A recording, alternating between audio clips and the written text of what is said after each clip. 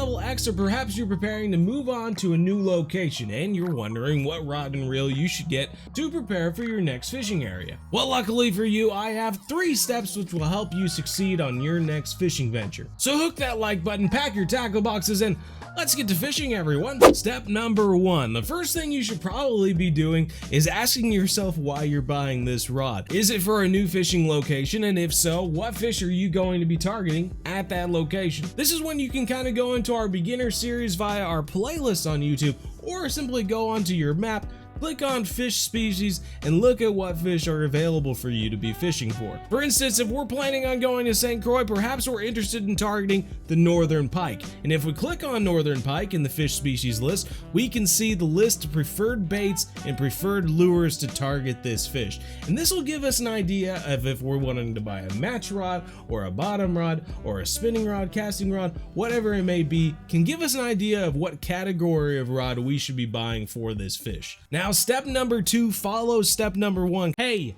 you. So you say you like fishing and hunting in the outdoors, but you're not following the modern day outdoorsman? You know it's cool, right? I mean, I don't want to pressure you into doing anything, but give it a shot. And I'll make you a deal. You subscribe, and I'll let you watch the videos for free. And that's a great price. Plus, we have cool shirts. So follow the MDO today. Step number 1, because if you're looking at this species list, you can see on northern pike here, it kind of gives us an idea of how big these fish get. It says 55 pounds, 59 inches, which is kind of interesting because it's not really that accurate. If you want an accurate list of how big these fish get, what you need to do is go to your leaderboard, go to fish, click on location, go down to St. Croix, and you can do this for any map. Go on over to northern pike here, and we can see the heaviest northern pike in the entire leaderboard is 44 pounds, not the 55 pounds they mentioned in the description. So it's always worth going to the leaderboard and looking at the heaviest pike that they've caught, because that can give you an idea of, you know, if worst comes to worst or best comes to best, this is the heaviest fish you're going to have on the end of your line, which can give you an idea of the rod and reel that you'll need to prepare for a fish of this size, which will lead us into step number 3, which is obviously you need to look at what's available to you at your level. It sounds obvious, but if you just hit St. Croix, you're level 30, right? You can only get things that are level 30 and below, but it's never a bad idea to look at some of the stuff that's available to you in a few levels, right? If we're looking here, we can get the Line Glider 4000 22 max drag, right? Now, as a just kind of tip for you, you can take your max drag and multiply it by 2, and that's kind of like the largest fish that you would like recommend going for. So with 22 pounds of drag, which we can't really hit that max anymore, but with 22 pounds of drag, you could technically target a 44-pound fish around there. Just an easy way to kind of calculate the largest fish you can catch. But if we look at that reel, it's got a recovery of 29.5 inches, which isn't that great when the pike can do really long runs and then come right back to you, where you have to reel in all that line before you lose tension. So you might be more interested in getting something like the Hornet Swarm 4000 or the Big River 6500, which has a recovery of 49 inches or 35.5, which can be a lot better for those long runs. But unfortunately, if we look at either of those, it's 19 pounds and 19.8 pounds, which means the heaviest pike you may be able to handle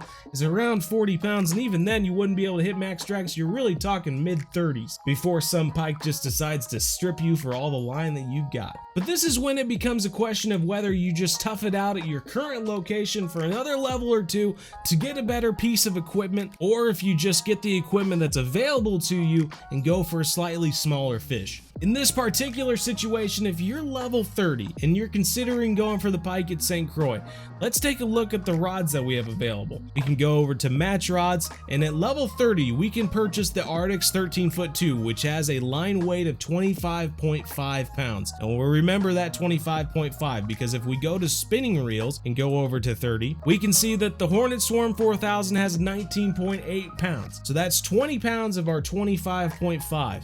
So we could use this reel and that rod and use line in between as best we can, and use a slightly smaller hook, say a size number 4/0 or a 3/0 or something like that, which could still catch some trophy pike and make us some good money, since the pike make a ton of money in XP, and that will help you level up to per se get the Hornet Swarm 6000, which you can still use with that initial rod you bought, 24.2 pounds, and now you can potentially catch a 48-pound pike, which doesn't exist, but it means you can catch that 44-pounder at the top of the leaderboard. And that's really just all about calculating how to spend your money wisely in Fishing Planet and putting rods and reels together, planning for the future a little bit so that at level 30 and 4 levels later, which can come pretty quick if you're fishing at St. Croix, you know, you can get that extra reel, which will help you target those larger pike.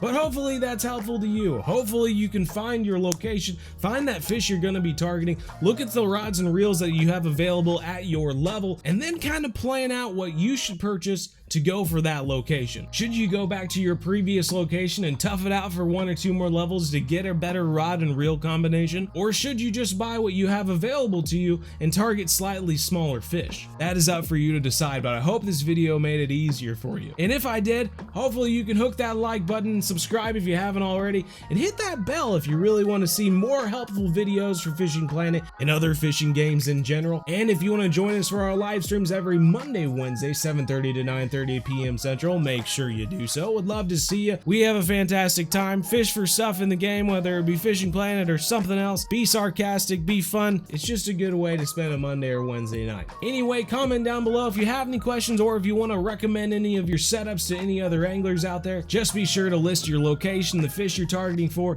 and then your rod, reel, and line, and I'm sure someone will find it helpful. Anyway, catch you in the next video, everyone. Take care, and as always, remember, everyone, we're one planet, one family. Game on.